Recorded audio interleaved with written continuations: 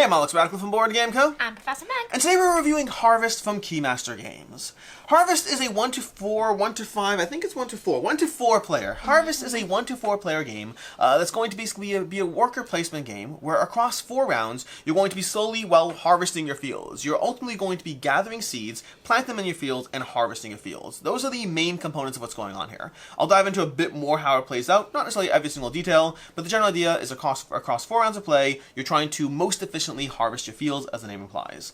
To that end, what you're going to be doing in the game is it's a worker placement game. You're going to have these wheelbarrows over here, and every single round, the first thing you're going to do is you're going to go ahead and gather these turn order tiles, which you're going to be trading your own starting tiles in based on your current turn order in for other tiles that will give you a starting benefit each round.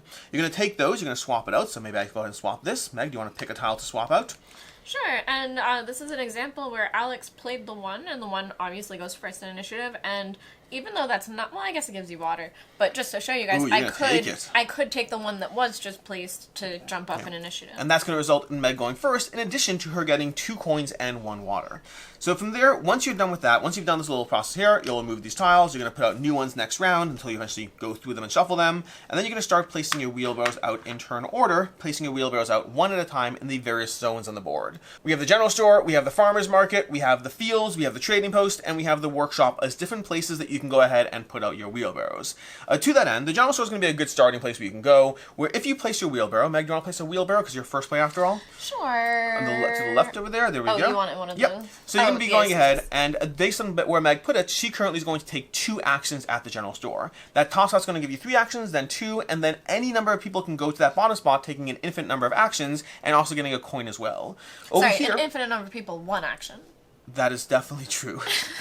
The game is not broken. An infinite number of people can go there, with taking 1 action there. And so you're going to go ahead and take a look at these, and often you're going to be buying seeds, or you can refill your water, or you can get fertilizer, or any of those over there, and you can be taking those tiles. So for example, maybe I take 2 actions, and I take 2 corn to be able to plant into my field over here. So I gather these seed tiles, and I'll be placing them into the field later in a different action, which is a good time to go ahead and bring us to the fields over here. In the fields, if I went over here, I'm going to go, let's say, up there. I'll get 3 actions. I'll pay money equal to the round. So in round 1, I'll pay 1. And then I can go ahead and take actions from planting, tending, and harvesting. Planting often costs fertilizer, except for corn. Except for wheat or corn, wheat, I guess. Wheat, where it's going to be free. Grain, might be grain. Grain, whatever it is, that one over there. That one's free to plant, and so I'll go ahead and plant, and you can plant as many times as you want. This is 1 action. Planting is a single action, tending is a single action, and harvesting is a single action. So I'll go ahead and plant these over here. So let's say I put those out. Great. I've planted some wheat or grain in my field. To tend, you're gonna have to pay your resources over here to tend. So maybe I'll go ahead and lower some water, and for each water I lower, I'll be able to expand my fields. Think of this as your fields are growing as you water different things, and so different crop types will require different amounts of water. And then harvesting is where you go ahead and harvest those from your field, and you have to harvest everything. You cannot choose to pick some and not others. You have to harvest everything in your field. I just harvested 4 wheat over here, and so I'm gonna get 4 points and also 4 fertilizer, which can help me out to be able to plant other things on a future round. Over here you can see the chart where it shows you for each resource type. For each type, you're going to see the fertilizer cost, the water cost, and then the harvesting points you're going to gather in the game. And over here, additionally, you're going to get a coin, as Meg pointed out so nicely. You're going to get a coin for each different type of harvest, each different type of crop that you harvest. Those 2 actions already represent a good core of the game. From there, we also have the workshop over here. When you go to the workshop, you can take 3 different actions, 2 different actions, or 1 action and get 2 coins. Those actions, and they have to be different this time around, are either raising your water bucket, which is going to raise the cap of water you can have, chopping down a field. In the game, you're going to start with fields on your board, and you can go ahead and chop down those fields using this action here, and then when you do so, you're also going to go ahead and roll the force die and get whatever benefits are there. So if I took this action, I pay 2 money, I chop down this field over here, I roll that die, and boom, I'm going to get a coin right now. Additionally, this is going to enter the building market as a new building that players can buy, which brings us to the 3rd action over here, which is you can buy a building, spending 3, 2, or 1. These buildings are all going to move down at the end of each round, getting cheaper and cheaper until they move off the board. But you can buy these various buildings, which go into your field, and give you anything from in-game benefits to endgame bonus points and all that, as you add these buildings to your field. The last 2 spots are kind of jack of all trades. The trading post is kind of just a trading spot. You can make a trade from this column for something in this column, either 2 or 1. An infinite number of people can go here, not an infinite number of trades. And then over here in the farmer's market, you're going to have these tiles, which you can place down whenever you 3 wheelbarrows on any one of these spots, taking the benefit of that spot, and these are going to change up every single round, giving you variable benefits every single time you play, until you get to the final one, which is always the same, because that gives you a little bit of an opportunity to take various fields actions, which can be very helpful in the last turn of the game. That's the basic engine of the game. There's a few other things going on, a few small details to get into. For example, blueberries are a little different in the sense that once you plant a blueberry field, tending blueberry fields is going to result in new blueberries coming out. This operates a little different to the other grain types, or the other crop types. You have crops that are different shapes, so you can see they do get a little bit trickier with how you try to maneuver them on the board. And then you're also going to have starting bonuses over here. You can get these each round, as well as starting characters. We have these two that we have set up right now, and then you also have more of these starting characters that will just give you more different abilities you have in the game to do different things. That's basically how you play through Harvest. You're going to do that across 4 rounds of play, see who had the most efficient way to gather points from buildings, from harvesting crops, and see who's the winner at the end of the game. And there's a little, on the player board over here, there's a little thing of what actually happens in the game as far as the various points you're getting for each thing, but that's basically Harvest, which brings us to the review, unless I missed anything. I don't think so. But so, which brings us... I wanted to mention that these are, they are different shaped, because that can get really tricky depending on what seeds you want to go for, and they are harder to place based on their difficulty, or how many victory points you get. Which brings us to a review, starting off with a review of what we like, don't like, and can see others not liking, starting off with what we like. What do you like about the game? I really like the theme. I think the theme works really well for what it is. It's over 4 rounds of play that you kind of feel like you're going through a season where you're planting a lot of crops and then harvesting them, which makes sense. And it reminds me a bit of like Stardew Valley, where it's a very happy feel. I think that that was one of the things that I liked the most about the game, is that when you're doing something like this, and when you have worker placement and you are just taking actions for optimization, you're just trying to do different things. It could be that you're putting, books into a locker. You could be doing anything. And for me, this theme hit really, really well and just like synergized with, especially the fields and the actions that you do. Yeah, Stardew Valley is actually a very accurate comparison as well, because the game starts off feeling very tight. At first, you can't do anything. You're trying to get all the resources you possibly can, but as the game progresses, you're going to have the opportunity to be able to start casting in the engine you've been building up. Suddenly, you have fertilizer, you have water, you have all these crops and all that stuff. And so the game definitely starts off very tight. But I agree with you. The theme is very charming. It pulls you in. For me, one of the main aspects gameplay-wise is going to stand out for me is going to be the various abilities. From the starting abilities on the characters, all these characters have different abilities that will give you different ways that you're competitive in this game, but then also the whole stack of all these buildings over here. There's a ton of buildings you have that are going to be slowly being pulled off people's lands and being added to the board, and all those will again give you different things, either ongoing benefits, immediate one-time benefit, endgame benefits, and they'll give you a vast degree of variability to the experience outside of the core engine of the game. And speaking of variability as well, another thing we have is going to be the farmer's market. I enjoy the farmer's market area because again, we have all these tiles. They're double-sided, and there are even more that we don't have on camera over here, but there can be a whole bunch of tiles giving you again that variability aspect. So the core gameplay loop, which is fairly repetitive, we'll get to that in my complaints, but the variety of the game, from the characters to the farmer's market to the building tiles, does give things to spice up the game. I think, too, for a game like this, where, again, some things are very familiar, I really enjoyed particularly the tend action. Tend, I think, is just really unique, where usually you're planting crops, you're harvesting them, maybe you're trying to get them better, but with tend, you can really just, like, grow your board if you focus on certain things. And I think it's just a really cool way to try to think about the game, because you can go for, like, the cheaper crops and just make a ton of them, or you can try to, like, push for those more expensive crops. Yeah, the game does give you a variety of ways, too. Again, the core loop is there. The core loop is plant and harvest.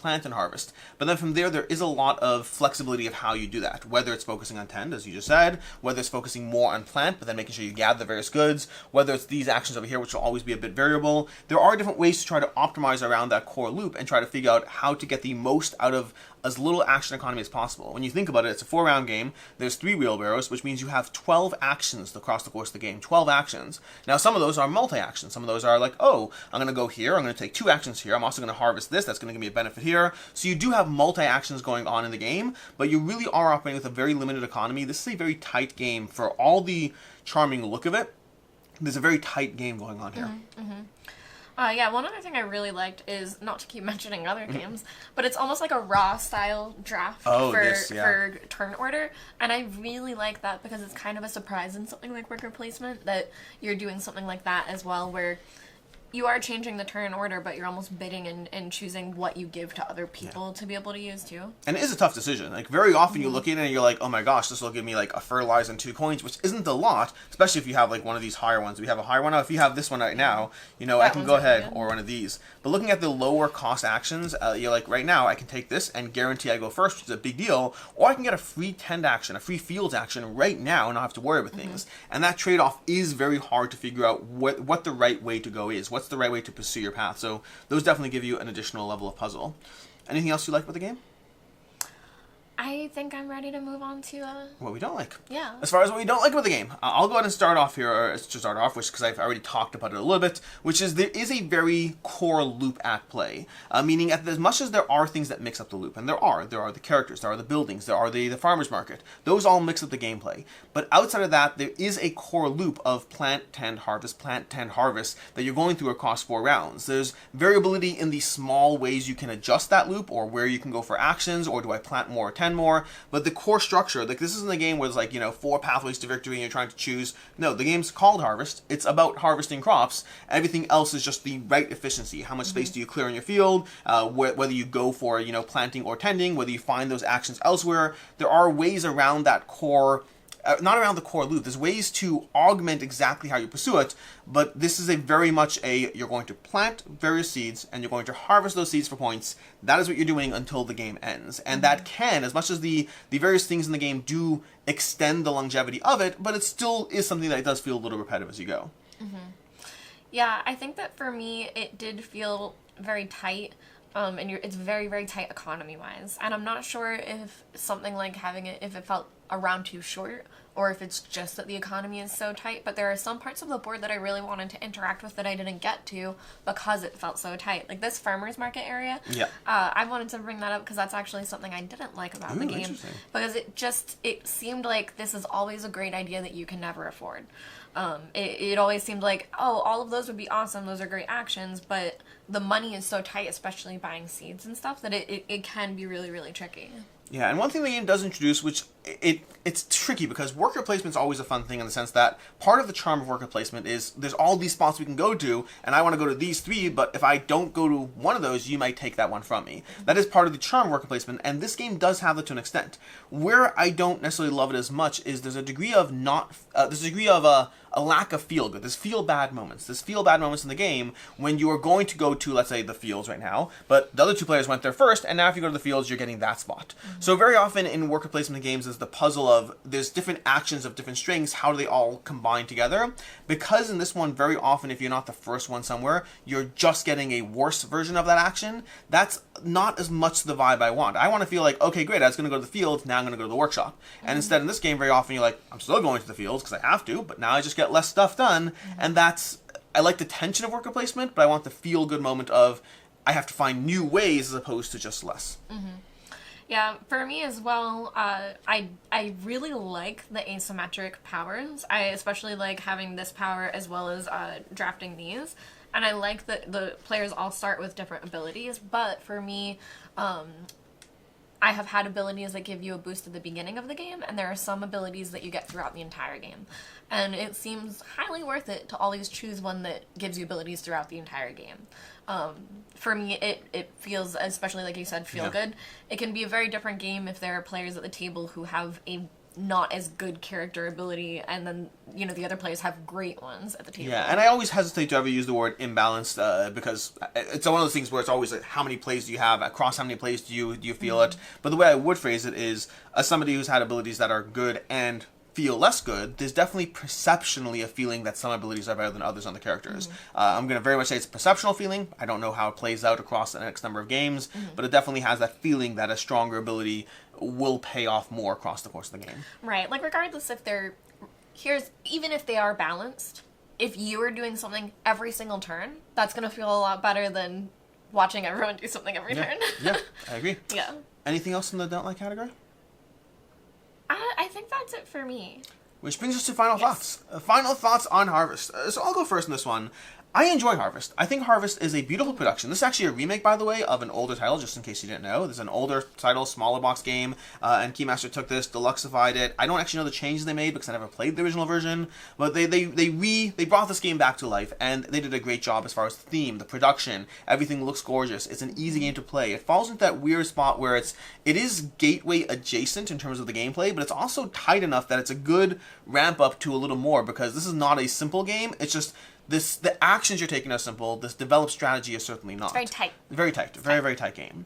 For me, there's a lot of things that I enjoy about the game and find charming and compelling, and then there are some things that hold it back. Specifically, I think the main cycle of what you're doing, feeling a little repetitive, does hold it back a bit for me. Nonetheless, I do enjoy this one. This is a 3.5 out of 5 for me.